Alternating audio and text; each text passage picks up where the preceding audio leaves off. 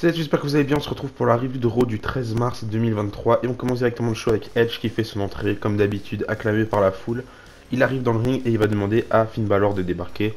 Donc là, on a tout Judgment Day, même Rhea Ripley qui arrive. Il reste sur la scène d'entrée. Là, on a Edge qui va répondre au challenge de Finn Balor il y a quelques semaines, il me semble. Du coup, il va accepter son challenge pour WrestleMania. Donc Finn Balor, là, il va dire qu'il est heureux d'avoir son WrestleMania moment face à Edge. Il est content. Sauf que là, on aura Edge qui va dire que Finn Balor, depuis quelques mois maintenant, il rend sa vie en enfer, qu'il a gâché sa vie, qu'il essaye de gâcher son retour, et depuis son retour, il a toujours Finn Balor dans les pattes. Avant ça, il catchait devant des écrans dans le Thunderdome. Et maintenant, Edge, il est en fin de carrière, il a plus beaucoup de temps à perdre, et le temps est compté pour lui, donc il a pas que ça à faire de catcher contre Finn Balor tout le temps et de se faire gâcher sa vie par Finn Balor. Donc comme Finn Balor a rendu la vie de Edge un enfer depuis ces quelques mois, Edge il a une proposition à faire à Finn Balor. Donc à WrestleMania, Edge contre Finn Balor dans un Hell in a Cell match. Donc on s'y attendait un petit peu, d'après les rumeurs, on savait qu'il pouvait avoir ce match, qu'il pouvait avoir ce match-là. Même au Royal Rumble, il devait y avoir ce match-là, mais finalement à WrestleMania c'est bien plus mieux. Donc à ce moment-là, Finn Balor il va accepter. Il va dire qu'il a connu les enfers, mais qu'il n'est pas sûr qu'en enfer, ces démons puissent être contrôlés. Donc là, il nous utilise un petit retour du démon, pourquoi pas. En tout cas, moi je serais content de revoir cette facette de Finn Balor là, qui reste une bonne facette, on va pas se mentir. Même si Finn Balor, je sais que il préfère rester lui-même, rester Finn Balor qu'il est, pas forcément dans la vie de tous les jours, mais son personnage à lui.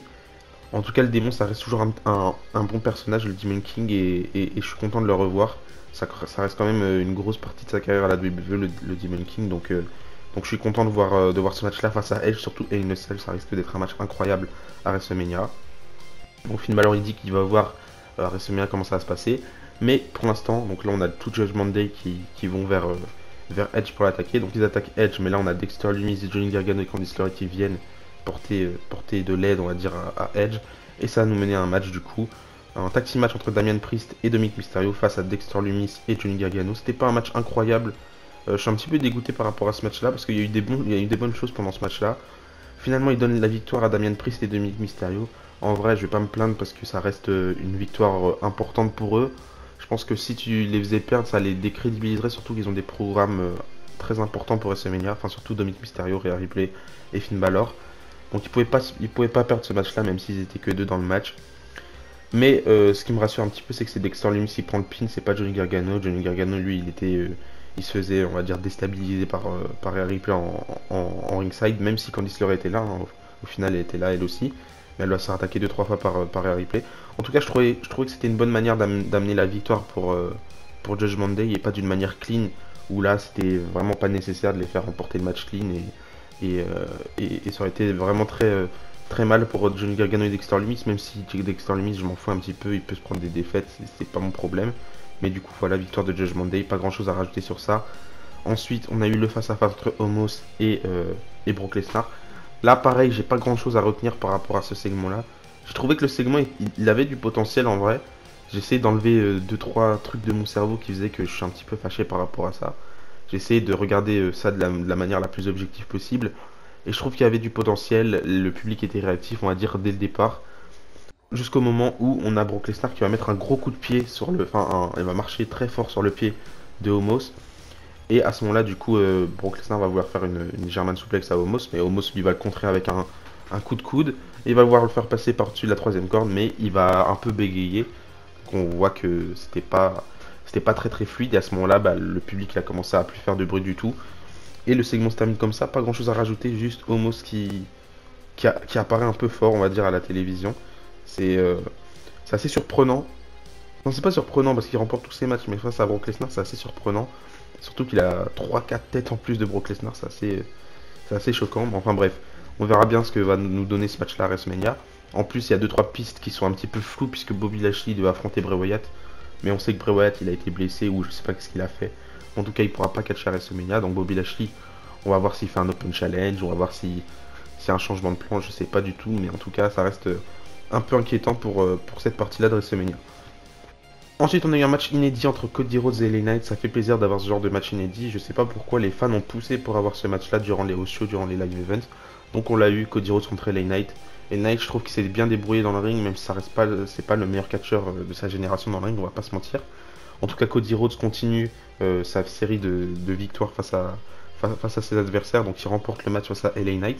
Après le match, il va prendre le micro pour dire que Paul Heyman parle toujours de reconnaître Roman Reigns, ça a toujours été comme ça, il faut reconnaître Roman Reigns, mais il le reconnaît. Mais le problème, c'est pas ça. Le problème, c'est que Roman Reigns a besoin de le reconnaître parce que depuis son retour, Cody Rhodes à la WWE, il a été parfait, il a été invaincu. Et même s'il a grandi en pensant qu'il était un prince dans l'industrie, le problème, c'est qu'il a jamais été couronné, Cody Rhodes. C'est ce qu'il nous dit. Il a jamais été champion du monde, il a jamais été couronné. Mais Cody Rhodes nous rassure que le 2 avril, lorsque le soleil va se coucher à Hollywood, le soleil va aussi se coucher sur le règne de Roman Reigns. Parce que le 2 avril ne sera pas seulement pour toute la famille Rhodes et pas seulement pour toute la famille Reynolds. Mais le 2 avril sera pour toutes les personnes qui l'ont suivi. Le 2 avril, il a attendu ce jour toute sa vie et il n'attendra pas plus longtemps. Parce que le 2 avril, il va battre Roman Reigns et devenir champion universel et champion de la WWE. J'ai envie d'y croire à cette histoire, j'ai tellement envie d'y croire, ce serait magnifique et j'ai peur que la WWE le fasse pas. Enfin bref, on en parlera plus en détail, en profondeur dans une prochaine vidéo de ce match entre Cody Rhodes et Roman Reigns. Par rapport à ça, un peu plus tard dans la soirée, on aura Paul Heyman qui sera en backstage et Paul Heyman qui va nous dire que le problème actuellement de la Bloodline, c'est Kevin Owens. Et donc ce soir, Solo Sikoa va régler ce problème dans un Street Fight match face à Kevin Owens. Et ensuite, il y a aussi le problème de Cody Rhodes. Cody Rhodes a un problème, Cody ne réalise pas qu'il fait une grande erreur en prenant cette histoire du côté personnel. Cody Rhodes refuse de reconnaître Roman Reigns, même si c'est pas le cas, parce qu'il vient de le reconnaître à l'instant. Je sais pas s'il a écouté le segment, Paul Heyman. Donc Cody doit reconnaître son chef de tribu. Et donc il va donner une chance à Cody Rhodes de le faire la semaine prochaine, puisque la semaine prochaine on aura Roman Reigns qui sera présent ici à Raw. Donc encore une fois, en face à face entre Roman Reigns et Cody Rhodes. Ça me rassure un petit peu, parce que même si tout est écrit parfaitement pour l'instant dans cette histoire entre la Bloodline et tous les dérivés qu'il peut y avoir entre Kevin Owens, Sami Zayn, etc., je me dis que le match entre Cody Rhodes et Roman Reigns mérite un peu plus de construction entre les deux, parce que de chacun de leur côté, ils construisent très très bien le match, peut-être un petit peu moins Roman Reigns, mais on mérite d'avoir plus de face à face entre les deux, et ça peut peut-être même passer à la vitesse supérieure si on a un deuxième face à face entre Cody Rhodes et Roman Reigns. Donc j'ai hâte de voir ça la semaine prochaine. Ce sera peut-être un Raw plus important que celui de cette semaine, puisqu'il était un petit peu moins bien. On y reviendra juste un petit peu plus tard. Enfin bref, juste après ça, on a eu un match en simple entre Elias et Bronson Reed. Match pas très intéressant, c'était pas le match le plus compétitif que j'ai pu voir de l'histoire de Raw. Mais en tout cas, victoire de Bronson Reed sans souci qui remporte le match assez rapidement face à Elias.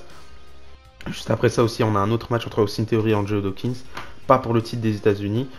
Et je sais pas pourquoi à Raw, à chaque fois, ils essayent de justifier le fait d'avoir un match random. Chaque fois, il se passe un segment backstage où on a les deux superstars qui vont se croiser, qui vont se challenger, et au final, on a le match.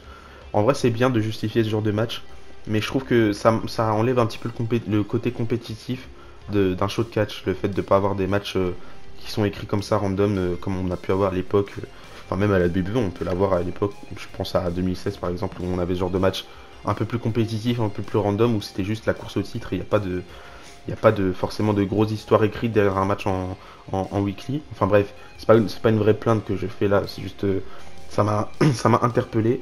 Enfin bref, victoire d'Austin Theory qui remporte le match avec son ATL face à Angelo Dawkins. Et juste après le match, pour narguer un petit peu John Cena, il va faire un STF sur Angelo Dawkins, mais on aura Montesfort qui va arriver, et Austin Theory qui va prendre la fuite. Ensuite, on aura Rey Mysterio qui sera prochainement Hall of Famer, qui va faire son entrée dans le ring.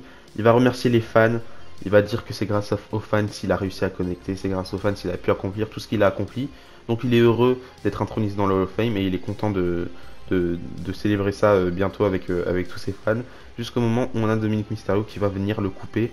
Et c'est toujours un petit peu la même histoire avec Dominic Mysterio, il arrive dans le ring, il va provoquer un petit peu son père en lui lâchant quelques vérités personnelles, on va dire, quelques petits faits sur sa vie, comme le fait que Rey Mysterio il a choisi toutes ces personnes étrangères dans le public plutôt que de choisir ses enfants, comme le fait que Rey Mysterio il voyait pas souvent ses enfants, comme le fait que Rey Mysterio il loupait souvent des fêtes d'anniversaire ou quoi que ce soit avec Dominic Mysterio et Aliyah.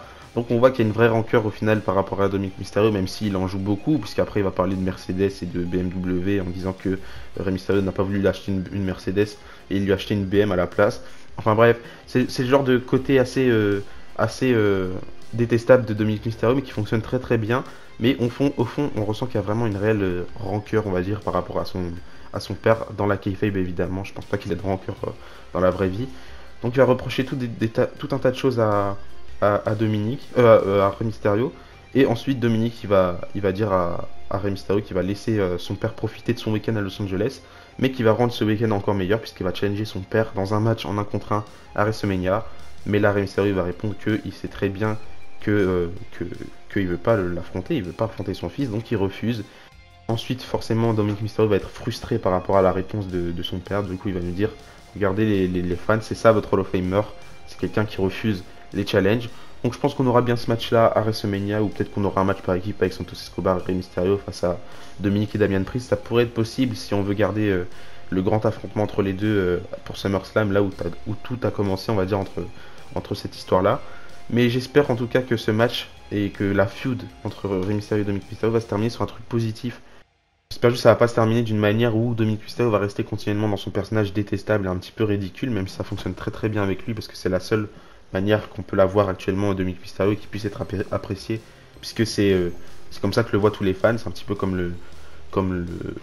En fait, on voit tous Dominic Mysterio comme le mec gentil, comme le petit-fils à papa quand il était face, mais là, la seule manière de le rendre heel et de le rendre un heel crédible, c'est de le rendre détestable face à son père, encore une fois. Donc c'est ça qui est intéressant, mais j'espère juste que la finalité de l'histoire entre Rey Mysterio et Dominic Mysterio ce sera un petit peu un truc émouvant où Dominic Mysterio va reconnaître que au final c'est lui qui est un petit peu ridicule et détestable par rapport à cette histoire de, de famille, et que au final ça va bien se terminer et que ça va se poursuivre. Enfin bref, je sais pas trop comment ça peut se passer, mais j'espère juste que ce sera émouvant et que ce sera une belle histoire racontée, que ce soit dans le ring ou dans la storyline. Ensuite, on a eu Baron Corbin contre Seth Rollins, un match en simple qui a encore une fois été justifié plus tôt, quelques minutes plus tôt en backstage. J'ai pas prêté méga attention à ce segment backstage, mais je crois que c'est Baron Corbin qui a challengé Seth Rollins après une altercation ou je sais pas trop quoi. Donc victoire de Seth Rollins dans ce match-là, sans surprise. Seth Rollins il est un petit peu dans une position inconfortable, je trouve, actuellement, puisqu'il attend son match à WrestleMania face à Logan Paul, mais il n'a pas trop le temps de le construire puisque Logan Paul n'est pas là chaque semaine. Du coup, en attendant, il est obligé de patienter face à des adversaires comme Baron Corbin. Donc ouais, c'est un petit peu inconfortable pour lui. J'espère juste qu'après WrestleMania, il se tentera dans un truc un peu plus sérieux et on va retrouver le Seth Rollins plus compétiteur, enfin le Seth Rollins main eventer en tout cas. J'espère qu'on va vite le retrouver juste après WrestleMania, parce que là c'est un petit peu chiant pour lui malheureusement. Enfin je sais pas s'il l'apprécie personnellement. Je pense que lui aussi il aurait préféré être dans un match de championnat à WrestleMania, mais bon malheureusement on peut pas donner un match de championnat à tout le monde. Donc voilà, après le match de Seth Rollins, on a eu un autre match en simple, pas pour le titre, entre Bianca Belair et Chelsea Green. C'est un match qui a été acté la semaine dernière ou il y a quelques semaines, je sais plus trop. Donc Chelsea Green accompagne Carmella. Encore une fois, je comprends pas beaucoup, mais on va faire avec. Donc victoire de Bianca Belair. Juste après le match, on a Carmella qui va attaquer Bianca Belair. Mais Bianca Belair, elle va réussir à la contrer. Mais on aura Chelsea Green qui va en profiter pour frapper Bianca Belair de l'autre côté. Jusqu'au moment où on a Asuka qui va rentrer dans le ring et que Carmella et Chelsea Green vont prendre la fuite. À ce moment-là, Asuka va prendre le titre de Raw de Bianca Belair, elle va lui rendre. Donc encore une fois, la construction n'est pas méga poussée. J'ai l'impression que Triple H, il a juste regardé ce qui s'est passé entre Sasha Banks et Bianca Belair, et il a refait la même chose avec Asuka et Bianca Belair. Ça me fait pas peur parce que je sais que Bianca Belair et Asuka, elles sont très très bonnes dans le ring, et que ça peut être un petit peu pareil qu'entre Bianca Belair et Sasha Banks. Il n'y avait pas une construction de malade, mais en tout cas c'était très réussi dans le ring. En plus, il y avait aussi Carmella qui était autour de tout ça à l'époque, donc là c'est un petit peu pareil. J'ai l'impression de voir un copier-coller de ce qui se passe en 2021. Mais bon, on verra bien, je me plains pas trop par rapport à ça. Et enfin, du coup, on a terminé le show entre Solo Sikoa et Kevin Owens, le Street Fight match. Rematch de la semaine dernière, sauf que la semaine dernière c'était pas un Street Fight match. Et il s'était terminé d'une manière assez controversée, donc là, heureusement qu'ils ont fait ce rematch là. Et dans le main event, c'est assez sympa pour les deux personnes. Le problème c'est que Solo Sikoa va remporter le match. On sait qu'il y a plein de projets pour Solo Sikoa, mais c'est un petit peu dommage de faire perdre Kevin Owens. Je suis un petit peu déçu par rapport à ça, mais on verra bien. J'ai juste hâte que la rivalité continue pour aller vite à WrestleMania et à vite avoir ce match par équipe entre Kevin Owens et Sami Zayn qui redeviennent en équipe. J'ai la hype pour WrestleMania tout simplement. Je sens que WrestleMania peut être un bon WrestleMania, peut-être pas le meilleur de tous les temps, mais je pense qu'il peut déjà être meilleur que les trois derniers, 36, 37, 38. Qui ont été des WrestleMania assez décevants pour ma part. Enfin bref, du coup le show se termine comme ça avec une célébration de la Bloodline. Et du coup c'est comme ça que se termine le show rouge. Donnez-moi votre avis par rapport à ce show dans les commentaires. Moi je trouve qu'il était sympa. Il était pas méga chargé, mais il était sympa. Beaucoup de segments backstage qui sont un peu chiants à regarder, mais voilà. Donc voilà, c'est la fin de cette vidéo, j'espère qu'elle vous a plu. Et d'ici là, je vous dis à la prochaine. N'oubliez pas, tant que le catch les sports. Bisous bisous.